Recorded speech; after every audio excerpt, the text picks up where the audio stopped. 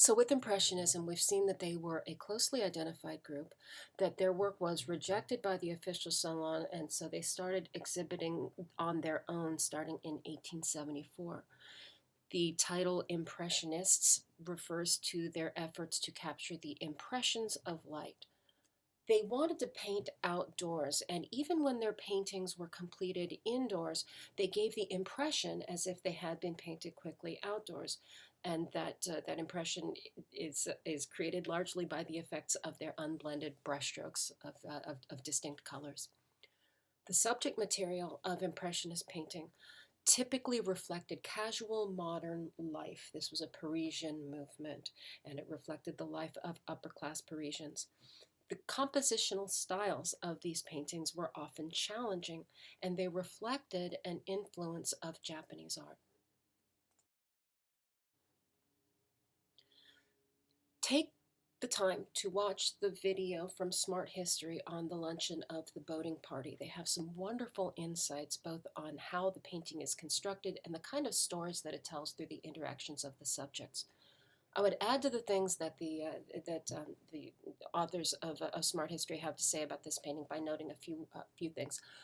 First, it's a big painting, and it was not painted on site. The Impressionist painters liked the practice of painting outdoors, and they made outdoor paintings when they could. One of the reasons that they did this was because they could buy paint in tubes. This is an effect of the Industrial Revolution. A previous generation would have had to grind all their paints in the studio, and they couldn't paint oil paintings on site. They could make sketches on site, but not oil paintings. But the Impressionist painters could, and they wanted to. So that's another effect of industrial machinery contributing to an artwork that doesn't necessarily show you industrial machinery. And what it does show you here in this painting is the affluence of the subjects. They're young, they have means, they have free time, and they have nice clothing, and they have the means to be able to go out and have a nice time together. Look at the clothing of the different people in this group. You'll see that some are dressed kind of traditionally with hats and dark clothing, and this would have been typical everyday outdoor attire for their parents' generation. The younger generation wants to dress more casually, and they're taking steps to be more casually because they are together without any representatives of their parents' generation among them. So that's letting them cut loose a little bit.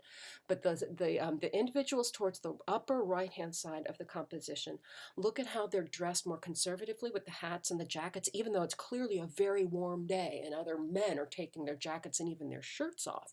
But that man in the background is wearing the top hat, and there's a lady who even has her black gloves on. Look how she has her gloves up next to her face as if she's trying to sort of shield her ears from what the man who's distinctly flirting with her and has his hand around her is whispering into her ear. These little observations of interactions among different kinds of people from with different personalities is one of the great things about this painting.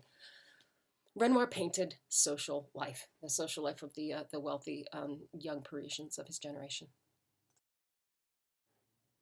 This is a slightly earlier painting by Renoir, the Moulin de la Galette, and like the luncheon of the boating party, it's painting wealthy young Parisians out having a good time. Notice how he paints the light in this scene. It's patchy. You can see light filtering through the leaves of the trees, and once you notice that, it sort of adds to the sense of rhythm in the composition. You can't. It's hard to see. Off in the distance, there's a band in the upper left-hand quadrant of the painting. They're kind of hidden by the outdoor gaslight structures.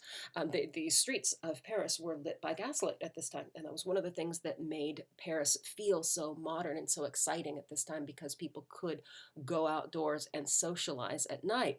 Well, this scene is happening in the daytime, but those lighting fixtures are kind of blocking your view of the band. But there's a band up in the upper left quadrant, and they're playing, and everybody's outdoors, and they're having a really wonderful time. So painting the social scene and the sort of casual, affectionate interaction among these young friends and associates and neighbors who are just out having fun. This is what really makes Renoir's paintings so fun and energetic. So these paintings would have been completed in the studio. He would paint observations on site and then paint them in the studio laboriously over a long period of time in order to capture this feeling of having just been captured in a glimpse. Let's move on to consider Degas. So, like the other Impressionists, he uses these unblended brushstrokes, and like the other Impressionists, he's capturing things that make Parisian life modern. In the upper left hand side of the composition, you can see out a window, and off in the distance, you can see smokestacks, factories, modern buildings, but it's just a little bit of a glimpse of the outdoors. That's just seen through a window reflected in a mirror. In the composition is kind of all over the place. There are strong diagonals that lead your eye from the lower left-hand corner to the upper right-hand corner because of that strong sort of shape that's created by the figures. So it's a daring kind of composition. The edges of the composition cut off the body of the dancer all the way on the right. So it's a challenging composition. He's capturing action and movement. It doesn't look posed. It's influenced by photography. Okay, so we're getting into the 1880s here. This painting is 1879 to 1880. By this time, photography is widespread enough as a technology that people are familiar with the way that a photograph will cut off at the edges in ways that are unexpected. And at this time, you can use photography to capture people who aren't posing for you. People can photograph outdoors and just capture people walking by in the street. Degas is inspired by this. So the sense of natural movement just being captured in a glimpse, that's part of what's so great about Degas' ballet paintings. So in terms of the subject material, the dancers are young girls. They are young teenagers. And that's why you see a chaperone in the foreground. The biggest figure, the figure that occupies the most space, is not one of the dancers. She's this elderly lady, chaperone, the kind of who would have been kind of a fixture in dance classes for young girls at the time that Degas was painting. She was there just sort of to, as they might have said, to guard the virtue of the young ladies. You know, she was there to sort of ensure that nothing inappropriate happened to the young ladies while they were in the company of their dance teacher, who you see in the upper right. Degas made a lot of ballet paintings of dancers in the studio, dancers on the stage. And this is actually not a painting, but a pastel sketch. So pastels were also industrially produced at the time that the Impressionists were buying paint in tubes. They could also buy pastels, boxes of them, and they enjoyed the sort of natural, spontaneous, gestural quality of a pastel sketch. Prior to the Impressionist generation, a pastel drawing was not considered a finished work of art. It was considered just a sketch as a preparation for a real artwork, which was an oil painting. But the Impressionists liked the work, liked the kind of style that you could get from pastels so much that they made the pastels be the finished work. So this wasn't a preparation for something else, it was the artwork in itself. Here's a detailed view so you can see how gestural, how you can sort of like visualize the hand moving back and forth across the composition. It has that kind of spontaneous feeling that the Impressionists liked so much. Degas, in addition to his interest in ballet dancers, made a lot of paintings and drawings of horses and jockeys preparing for activity and sort of like getting ready to run and to race and so forth. So in this composition, you see a lot of visual emphasis over on the right and a lot of open space on the left. It might seem kind of random, but the pieces all fit into place. The schematic on the right shows how the visual weight is organized in this composition. And if you follow the arrows and the dashed lines, you see how Degas has grouped things over to the right, but in such a way that the sight lines and the shapes that are created by those visual forms lead your eye back over to the left again, and then up from the center left up to the upper left by having that pale sun shining through the clouds in the sky on the upper left. So it's strategic. It feels natural. It feels almost random at first glance, as if it could have been a photograph that just was taken at not quite the right moment. But the more you sort of visually let it work on you, the more it visually makes sense and holds together.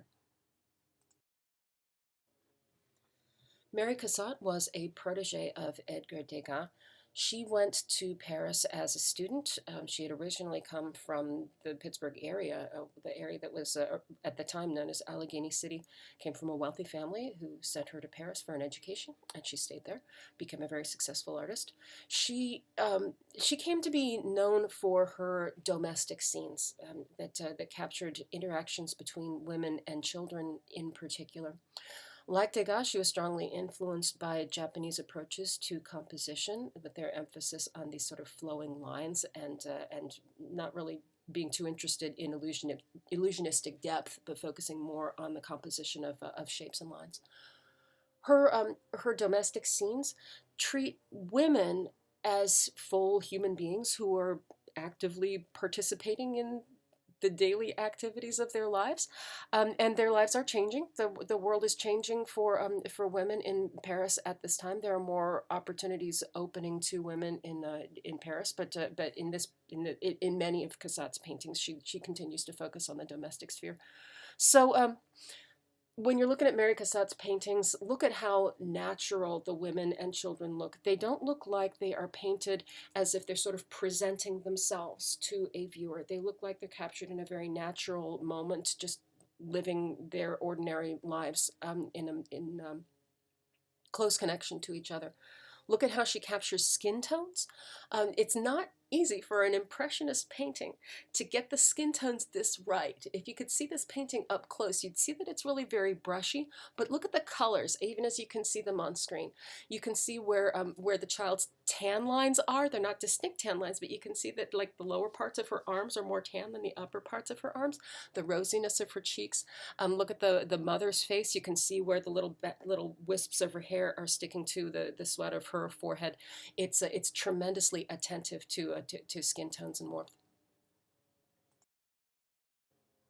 This is just another of Mary Cassatt's wonderful paintings of children. This is a little girl in a blue armchair. And the girl is just the opposite of presenting herself in an appropriate way to the viewer. Instead of being painted as a proper portrait, it's like the artist sort of turned her head away from a proper portrait scene and just looks at this bored child who is just like, she seems like she's waiting for her parents to finish having some sort of conversation. She's properly raised enough that she's sitting still in her chair, but she's just like sliding further and further down in the chair, and her clothing is just like sort of scooting up her waist as she's sort of like sliding further and further down. And look at the little sleepy dog over on the left. Here's a close-up where you can see how these skin tones that seem so completely natural and lifelike from a distance, if you get up close, you see that they are every bit as brushy and sort of spontaneous feeling as any other impressionist.